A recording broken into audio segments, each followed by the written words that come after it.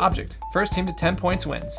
To do this, you'll try to predict how your team will guess on a scale between two opposing ideas, like easy to find versus hard to find, and smelly in a bad way versus smelly in a good way. You'll immediately notice the giant plastic dial thingy, the device. It has a red dial, this blue flap, and a wheel that spins around showing a colorful target line. Setup. Split up into two teams, yellow versus orange. Pick one player on each team to be the first clue giver. The game calls this position the psychic, but really it's just a clue giver. Place the cards into the front card slot of the plastic stand. Set the yellow score marker to 0 and the orange one to 1. Why does orange start with 1 point and not yellow? Well, because yellow goes first, and this balances the starter team advantage. After each game, alternate which team goes first. As mentioned, the yellow team goes first. Their clue giver draws the top card and picks one of the two sides to use. This one shows 80s and 90s, and bad person versus good person. The clue giver can choose whichever side they want to use this round, and they place the side they want facing out to everyone, like this. Each card shows a pair of opposite concepts, a lot of which are really fun. And they're opposite because we're going to want to choose on which side of the wavelength those two concepts are. The clue giver then takes the device. We like to take it out of the box so it's a little bit more private for them. Take the blue arm and send it all the way to the left, all the way. Now they must spin the wheel completely around a few times to randomize the hidden target zone. Without anyone else looking, the clue giver pulls back the screen and looks for the target. The target is here for me. Don't point at it, you'll give away too much. Just look at it, mentally make a note of where that number 4 is. The 4 is the bullseye. 3, pretty good. 2, okay. Outside of that, no, bad.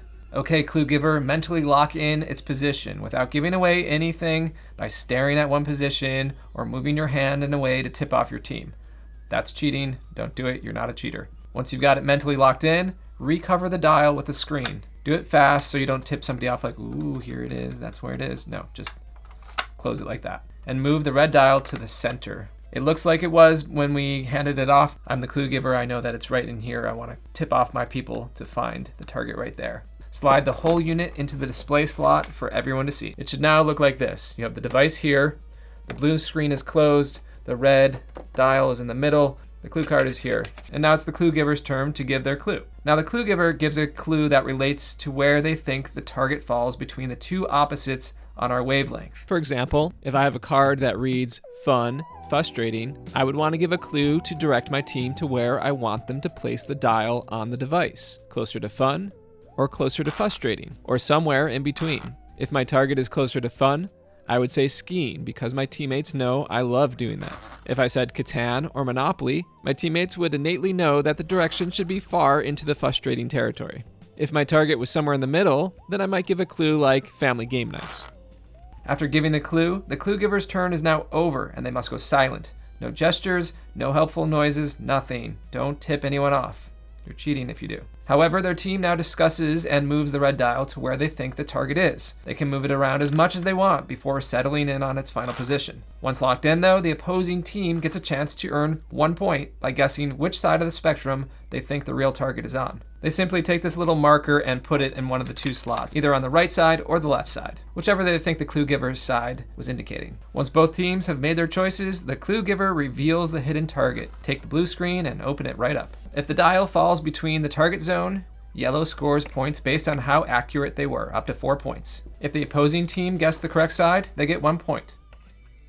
It's possible that only one or neither team gets any points on a round. Now orange takes a turn using their clue giver. The next clue giver will discard the previous clue and take the new one and choose which side they want to give a clue for. And the whole thing repeats, ending the game. The first team to reach 10 points wins. Other things. If the targets are on the bottom edge like this or this, you must cover it again and respin the wheel. However, if the 4 is fully showing, then it's okay that the 2 and 3 spaces below it are cut off. The 4 is the bullseye, so that's what matters with positioning. If you say you need to respin the dial, we insist that the clue giver show us to make sure that they have a legitimate reason to respin it, and that they don't just want to respin because they didn't like the target placement. There are some advanced mode wavelength cards. Their opposite concepts aren't quite as opposite as some of the others, which makes it more difficult.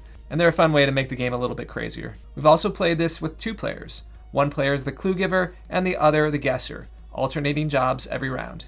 And to make it more interesting, we move the opponent's marker up by 1 point after every turn. That puts the pressure on us to try as hard as we can each round. For more specifics on valid clues, helpful tips, and other play modes, check the link in the description. We've had a lot of fun with this game. The dial gimmick really does work. You'll be surprised how anxious you get when it lands just outside of the scoring line. If you like party games with a big, satisfying tactile element, this is the game for you. Do you play it differently or just want to say hi? Leave a comment right below there. Right there, somewhere down there. Ooh. Please subscribe, like, and comment to help keep this channel going. You are great. See you next time on Playing Games.